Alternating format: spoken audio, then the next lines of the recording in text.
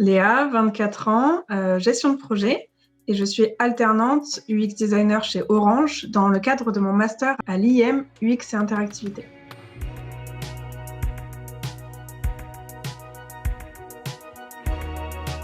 L'UI design, c'est ce qui va plutôt se rapprocher du graphisme, ça va être la création de design d'interface, donc ça sera la création graphique, les couleurs, les typologies, les espacements et tout ça. Et l'UX design, c'est user experience, et là, c'est tout ce qui va toucher à l'ergonomie des interfaces, et donc on aura la recherche du besoin, il y a l'idéation, donc la création d'idées, de fonctionnalités, souvent avec les utilisateurs. Et ensuite, on a aussi la phase de conception. Et là, c'est souvent à ce moment-là qu'on va travailler avec les UI designers, parce que nous, on va faire des maquettes, mais qui ne contiendront que du zoning, on va appeler ça comme ça. Donc, on va juste définir tel espace sera utile pour ça, ça va être utile pour ça, et on va les placer en fonction des besoins utilisateurs.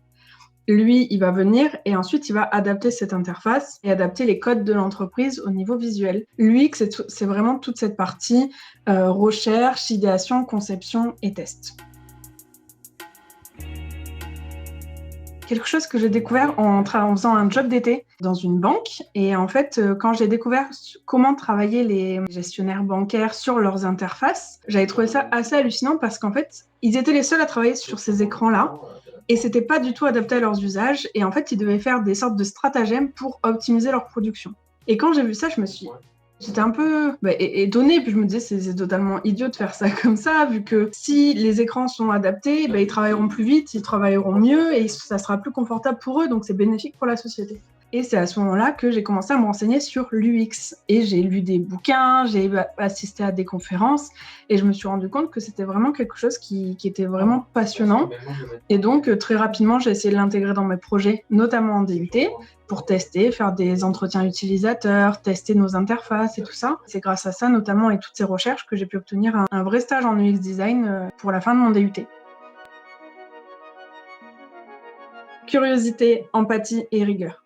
Parce que même si on peut inventer, on peut découvrir de nouvelles manières de faire de la recherche, de faire de l'idéation, pour qu'on puisse nous croire et pour qu'on puisse vendre nos solutions et mettre en avant aussi notre métier, il faut qu'on puisse avancer des arguments. Et pour avancer des arguments, il faut que notre travail soit fait rigoureusement et qu'on n'arrive pas avec « l'utilisateur m'a dit ça, donc il faut qu'on fasse ça ». Quand j'ai commencé mon stage du coup de DUT, j'ai intégré en fait une start-up qui s'appelle Pixis et qui crée une plateforme d'orientation scolaire et professionnelle. L'objectif, c'était vraiment d'aller voir les utilisateurs. Comme c'était une start-up, c'était très dynamique. Je pouvais tester les choses et ensuite les prouver à mes chefs et leur dire voilà, en me donnant tel moyen, j'ai réussi à obtenir tel résultat et je pense qu'il faut qu'on fasse comme ça, comme ça, comme ça. On a réussi à faire une plateforme qui est super dynamique, qui est assez innovante, moi je pense. Et qui en fait rassemble les trois étapes de l'orientation, c'est-à-dire la découverte de soi, la découverte des métiers et la création d'un parcours. Et c'est une des seules plateformes qui fait les trois étapes dans une seule plateforme en fait. Et c'était un job qui était passionnant. Et j'ai pu vraiment me découvrir en tant qu'UX là-bas. Ouais, j'étais l'UX de l'équipe, de la startup même. Et ça, c'était vraiment super enrichissant. Ça m'a fait prendre beaucoup de responsabilités. J'ai pu faire des choses que j'aurais jamais eu l'occasion de faire à cet âge-là dans d'autres entreprises. Et je m'en rends encore plus compte en étant chez Orange aujourd'hui. Mais c'est un projet qui était passionnant et je conseille à vraiment tout le monde de, peu importe le métier que vous souhaitez faire, de tester les petites entreprises et les grandes entreprises parce que la dynamique est extrêmement différente et chacun a un attrait pour des fonctionnements différents. Oui, on n'est pas pris au sérieux. En fait, quand on va faire appel à un UX, ça va soit être pour un projet complet, donc on va dérouler notre méthodologie de A à Z, soit ça va être juste pour faire un audit ergonomique, donc ça veut dire qu'on va analyser un site, on va tester son usabilité et le fait que ça réponde bien à des besoins utilisateurs.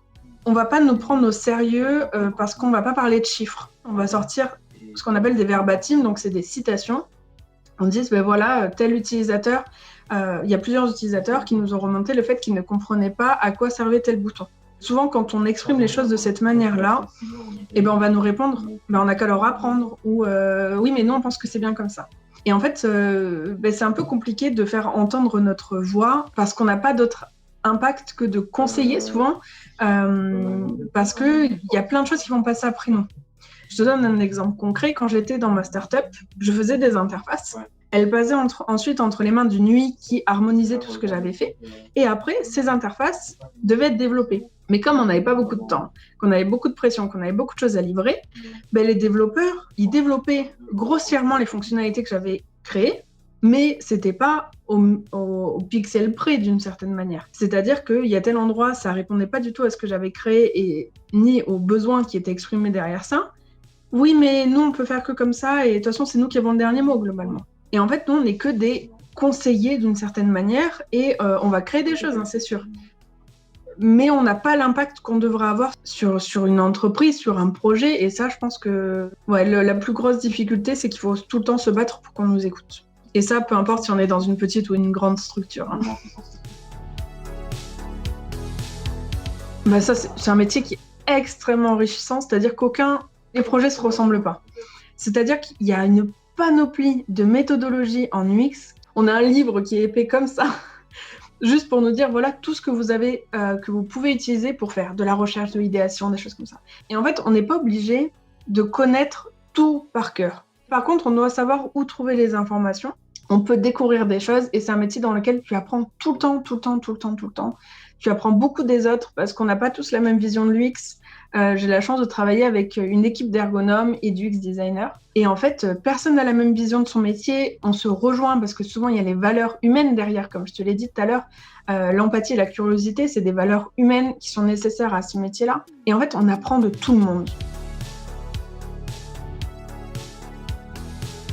Mais le temps. Moi, ce qui me plaît le plus, c'est la recherche. À mener des études, à comprendre leurs besoins, leurs difficultés, à en faire des résumés, à présenter aux gens et dire ben voilà les pistes d'amélioration et tout ça. Mais ça prend un temps monstre. C'est-à-dire que le temps que tu cadres ton projet, ça peut prendre plusieurs jours. Le temps que tu recrutes tes utilisateurs, ça peut prendre une semaine. Que tu fasses les interviews, que tu fasses les retranscriptions. C'est un truc qui peut prendre 3 mois pour des recommandations. C'est un peu une frustration.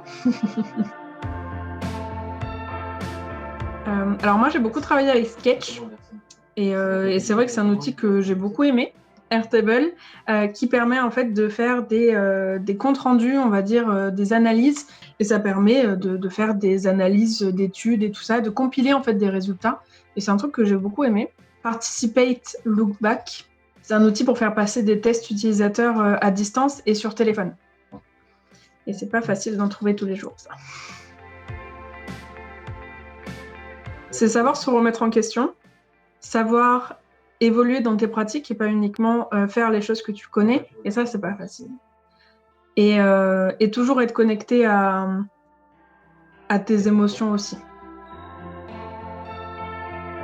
Osez vous renseigner. N'hésitez pas premièrement à vous former, à vous informer. Testez dans vos projets quotidiens. Essayez, par exemple, juste une fois, de comprendre le besoin des gens qui vous entourent.